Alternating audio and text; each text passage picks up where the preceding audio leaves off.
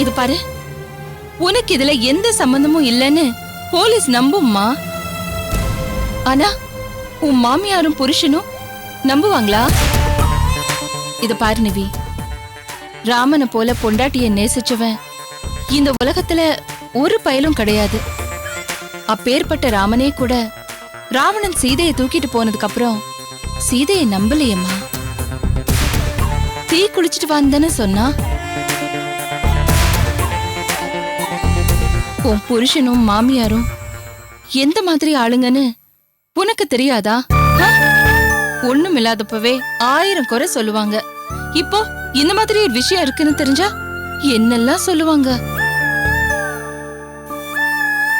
நான் உள்ள போறதுல உனக்கு என்னமா கவலை? உன் மேலையாவது அந்த ஸ்பாட்ல நீ இருந்தேங்கிற முறையில ஒரு சின்ன சந்தேகம் இருக்கு போலீஸ்க்கு. ஆனா என் மேல என்ன இருக்கு சொல்லு? நான் இன்னும் கிளியர் இல்லையா? எத்தனை நாள் உள்ள வச்சிருப்பாங்க? அப்படியே வச்சாலும் என்ன, என்னால வெளியில வர முடியாதா? நான் கஷ்டப்படக்கூடாதுன்னு நினைக்கிற அனுவும் என் ஹாஸ்டல்ல இருக்கிற பொண்ணுங்களும் இருக்காங்களே என் உதவிக்கு, இவங்க பாத்துக்க மாட்டாங்களா? நீ செஞ்சது மகா மடத்தனும் நிவி. உனக்கு கொஞ்சம் கூட யோசனையே கிடையாது. உனக்காக யோசிக்கிறதுக்கு நான் இருக்கேம்மா. எல்லாத்தையும் நான் பாத்துக்கிறேன். I am very sorry sir.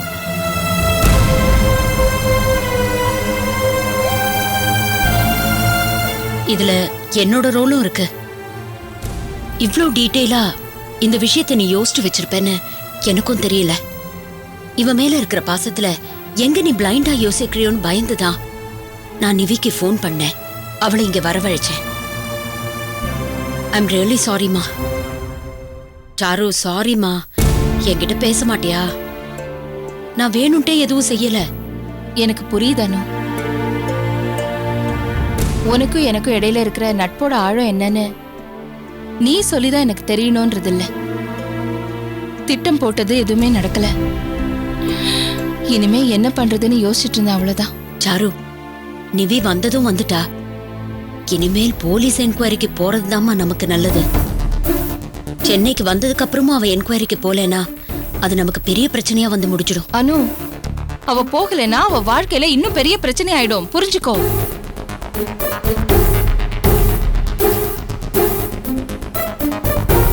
அதுவும் சரி, அப்படியே பண்ணி பாத்துடலாம். கிளம்புங்க. என்ன சாரு, எங்க போறோம், என்ன பண்ண போறோம்? கிளம்புங்க முதல்ல, நான் அப்புறமா சொல்றேன். வா.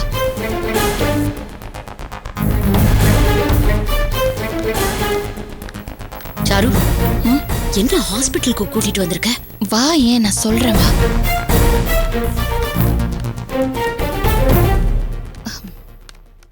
Good morning doctor. Good morning Charu, உட்காருங்க. தேங்க்யூ. நிவி, நீ உட்காரு. நீங்க உட்காருங்க ஆண்டி. பரவாயில்ல, உட்காரு. டாக்டர், சொல்லுங்க. அவ என் ஃப்ரெண்ட் அனு. அவ என் ஹாஸ்டல்ல தங்கியிருக்கா. ஹாய். ஹலோ. இவ தெரியும், நிவேதா உங்க டாட்டர்.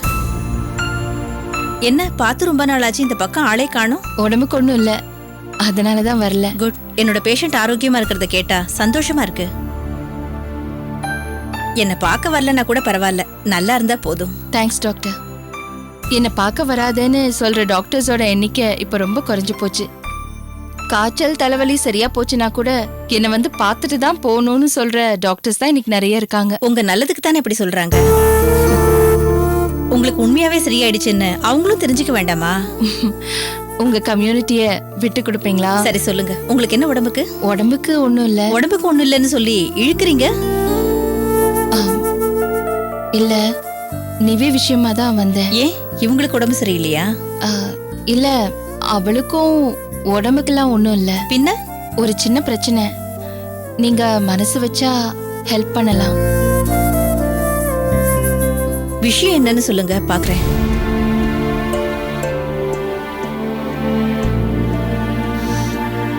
நிவிய யாரோ 2 பேர் கடத்திக்கிட்டு போனாங்க.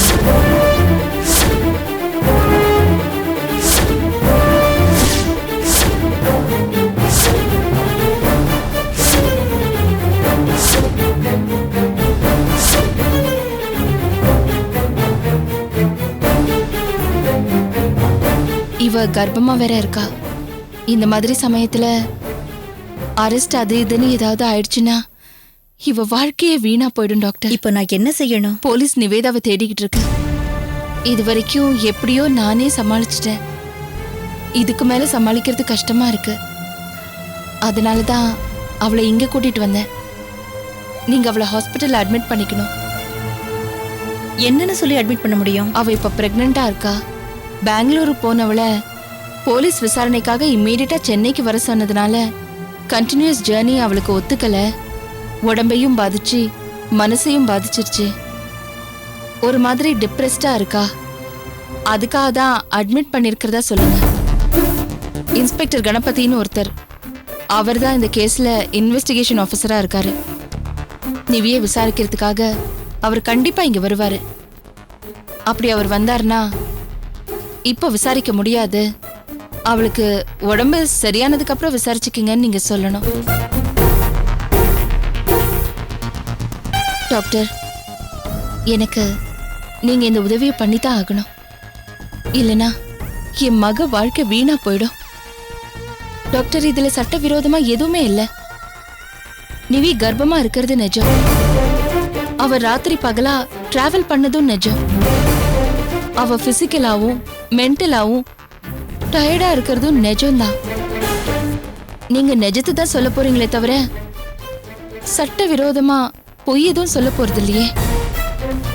டாக்டர், இதுல யோசிக்க வேண்டியதே இல்ல. நான் உங்ககிட்ட கேக்குற உதவி ஒன்னே ஒண்ணுதான்.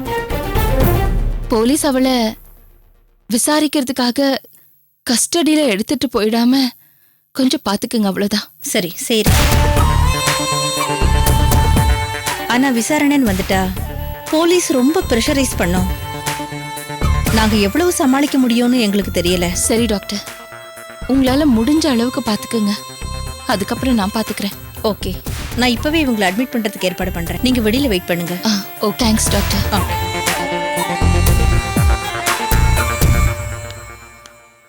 Brilliant Charu, extraordinary. நமக்கெல்லாம் தோணாத யோசனை இவளுக்கு தோணி இருக்கு பாரு. You really thinking out of the box. Super. ஆமா மேடம், நான் எவ்வளவு விஷயத்துல குறுக்கு வழி யோசிச்சிருக்கேன். ஆனா நீங்க கிரிக்கெட்ல ஸ்ட்ரெயிட் டிரைவ் அடிச்ச மாதிரி க்ளீன் ஐடியா பண்ணிருக்கீங்க. Awesome madam. ஆமாமா, இவ்ளோ நெருக்கடியிலயும் எப்படிமா இந்த மாதிரி ஐடியாலாம் உனக்கு தோணுது? நெருக்கடியில தாமா புத்தி தெளிவா வேலை செய்யும். இல்லனா சிக்கிருவோமே. ஆனா எவ்வளவு புத்தி வேலை செஞ்சாலும் நடக்கிறது நமக்கு தோதா நடக்கணுமே. எப்படி நடக்காம போயிடும்? அதான் கிராண்ட் சதர்ன் ட்ரங்க் ரோட் மாதிரி தெளிவா நேரா பாதை போட்டிருக்கே, ஜம்முன்னு நடக்கும். Don't worry. அப்படிதான் நானும் ஆண்டவனை வேண்டிக்கிறேன். பாப்போம்.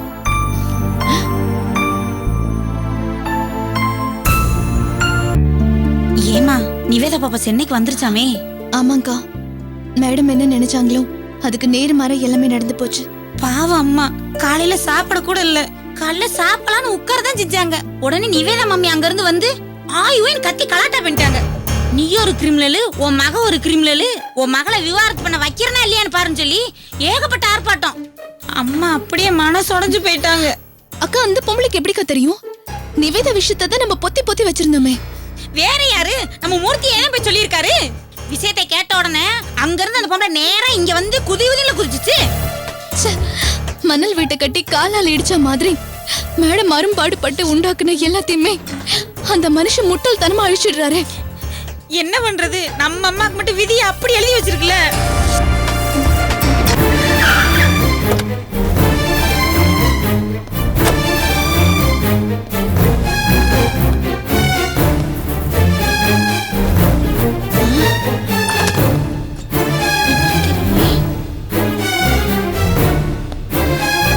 சார் சார் சார் நில்லுங்க சார்.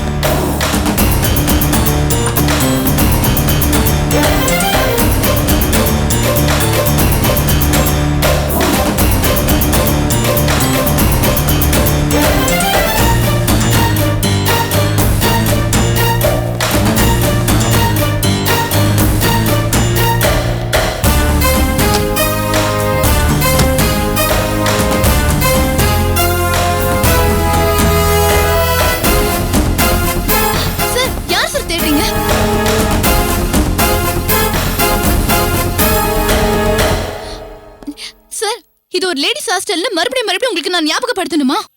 நீங்க பாட்டுக்கு வரீங்க, என்னமோ உங்க வீடு மாதிரி தடால் புடால்னு எல்லா ரூம்குள்ளேயும் நுழையறீங்க. என்ன சார் நினைச்சிட்டு இருக்கீங்க உங்க மனசுல? அதே நானும் கேக்குறேன். என்ன நினைச்சிருக்கீங்க உங்க மனசுல? என்ன கண்ணமுச்சாடுறீங்களா? நான் நினைச்சேனா ஒரே எஃப்ஐஆர்ல எல்லாரையும் உள்ள தூக்கி போட்டு இந்த ஹாஸ்டல்ல மூட முடியும். வரணுமா? சார் சும்மா எஃப்ஐஆர்னு மிரட்டாதீங்க சார். போட்டுதான் பாருங்களேன். லேடிஸ் ஹாஸ்டலுக்குள்ள தப்பான எண்ணத்தோட நீங்க உள்ள வரீங்கன்னு நான் உங்க மேல கம்ப்ளைண்ட் கொடுத்தேன்னா என்ன ஆகும் தெரியுமா?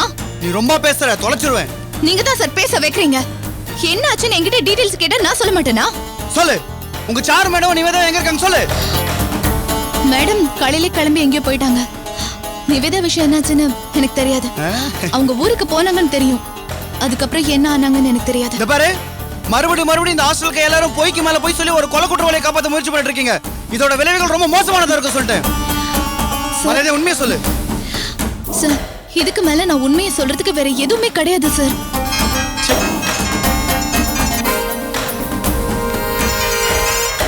யார் அது?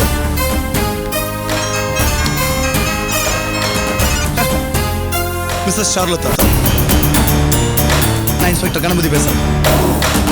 உங்க பொண்ணு சென்னை வந்திருக்க விஷயமும் இப்போ உங்க கஸ்டடியில தான் இருக்கின்ற விஷயமும் எனக்கு நல்லாவே தெரியும். ஒழுங்கு மரியாதை விசாரிங்க. உங்க பொண்ணுங்க கூட்டு வரீங்க, புரிஞ்சுதா? சார் நீங்க சொல்றது உண்மைதான். நிவி சென்னைக்கு வந்துட்டா. உங்க விசாரணைக்காக தான் அவ வந்திருக்கா. நீங்க தாராளமா நிவியை விசாரிக்கலாம். சரி, ஆனா அதுல ஒரு சின்ன பிரச்சனை இருக்கு. என்ன பிரச்சனை?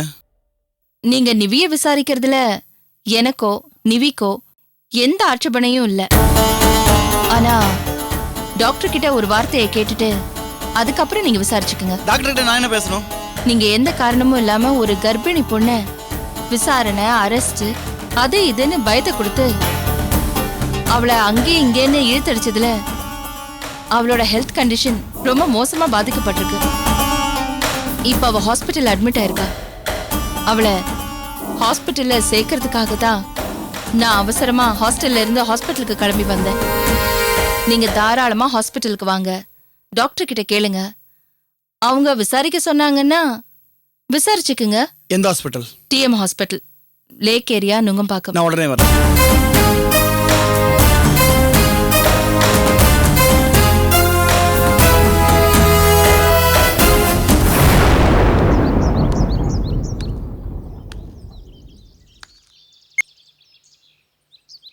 ஹலோ அம்மா, நான் கார்த்திக் பேசுறேன். என்னடா கார்த்தி? என்னதாம்மா நான் அந்த நிவேதா? என்ன ஆனானே தெரியலடா. என்னமா சொல்ற?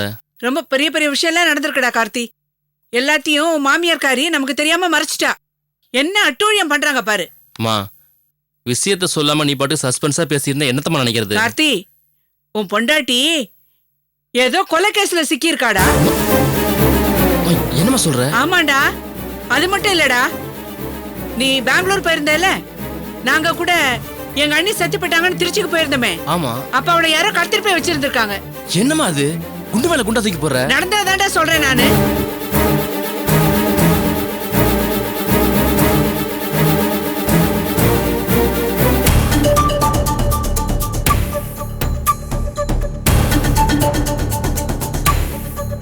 இவ்வளவு நடந்திருக்கு.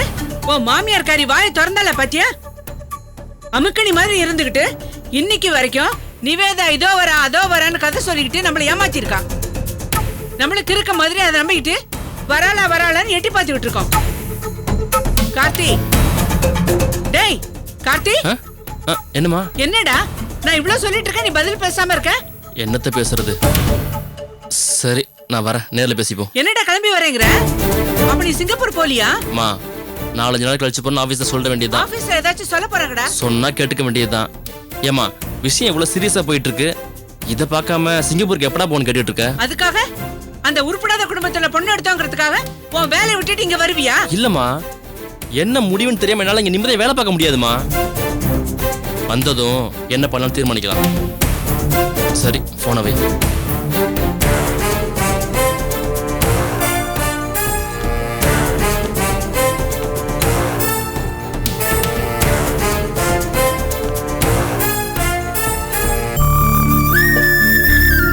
பயப்படாத நிவி. அந்த இன்ஸ்பெக்டரால உன்னை ஒன்னும் பண்ண முடியாது. நான் பாத்துக்கிறேன். பயமா இருக்குமா? எதுக்கு பயப்படுற? நாம எந்த தப்பும் பண்ணலையேம்மா. இத பாரு, எப்படியாவது அந்த உண்மையான கொலைகாரனை கண்டுபிடிச்சிடுவாங்க. நீயும் சீக்கிரமா உன் புருஷன் கூட சிங்கப்பூர்ல போய் இருப்ப. சரி, நீ கொஞ்ச நேரம் ரெஸ்ட் எடுத்துக்கோ. நான் வெளியில போய் வெயிட் பண்ணேன். சரிம்மா. உடம்ப பாத்துக்கோ. வரேன். சரி ஆண்டி. டேக் நிவி.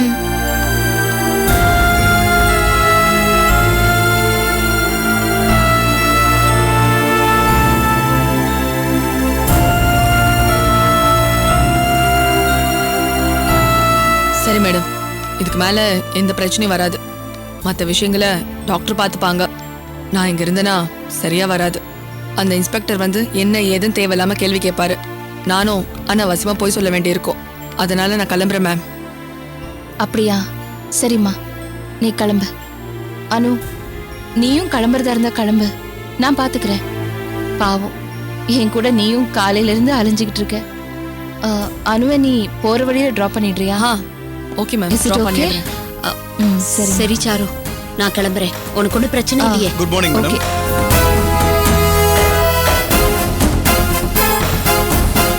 நிவேதா சென்னை வந்த விஷயத்தை ஏன் எங்களுக்கு இன்ஃபார்ம் பண்ணல? நிவிக்கு உடம்பு சரியில்லை சார். அவளை ஹாஸ்பிட்டல்ல சேர்க்கறது தான் ப்ரையாரிட்டியே தவிர உங்களுக்கு தகவல் சொல்றது இல்லையே இன்ஸ்பெக்டர். சிஆர்பிசிலையும் ஐபிசிலையும் கூட அந்த மாதிரி சட்டம் எதுவும் இல்லைன்னு நினைக்கிறேன். ஆரோக்கியமான ஒரு ஆளை தானே இன்ஸ்பெக்டர் நீங்க விசாரிக்க முடியும். இல்லைன்னா உங்க விசாரணையே செல்லாதே. என் சுய நினைவுடன் இந்த வாக்குமூலத்தை அளிக்கிறேன்னு தானே நீங்க கையெழுத்து வாங்குறீங்க. அதனால உங்க நன்மைக்காக தான் அவளை முதல்ல ஹாஸ்பிட்டல்ல கொண்டு வந்து சேர்த்தேன். அதுக்கப்புறம் நீங்க ஹாஸ்டல்ல இருக்கீங்கன்னு தெரிஞ்சு உங்களுக்கு நான் தகவல் சொன்னேன். I think I have done a right thing. என்னானு? Just perfect Charu. பரவாயில்லையே, உனக்கு வக்கீல தேவையில்ல போட்டிருக்கு. நீயே நல்லா வெளுத்து வாங்குற. ஆமா, நீங்க யாரு? என் பேரு அனு. நான் சாருவோட ஃப்ரெண்ட். என்ன பண்றீங்க? நான் சும்மாதான் இருக்கேன். ஏன்? ஹவுஸ் ஒய்ஃபா? சாரு, எனக்கு என்னமோ இந்த ஹவுஸ் ஒய்ஃப் அப்படிங்கிற டேர்ம் சுத்தமா பிடிக்கல. தமிழ்ல டிரான்ஸ்லேட் பண்ணி பார்த்தா வீட்டு மனைவி அப்படின்னு வருது. அப்படின்னா காட்டு மனைவி, கடத்தரு மனைவின்னு விதவிதமா இருக்காங்களான்னு. சரி, அதுக்கு அப்போ ஹவுஸ் ஒய்ஃப்னு சொல்லாம ஹவுஸ் மேக்கர்னு சொல்லு. இல்லையே, அது கூட செட் ஆகல. ஏதோ டீ மேக்கருங்கிற மாதிரி டீ கடையில வேலை பண்ற ஃபீலிங்கே வந்துட்டு இருக்கு. என்ன கேட்டா அழகா தமிழ்ல தான் சொல்லணும். என்ன இன்ஸ்பெக்டர், நான் ஒரு இல்லத்தரசி. என் இல்லத்தரசர் ஆடிட்டரா இருக்காரு. இந்த இன்ஃபர்மேஷன் போதுமா இல்ல வேற ஏதாவது வேணுமா? இல்ல. ஆமா, நீங்க யாரு?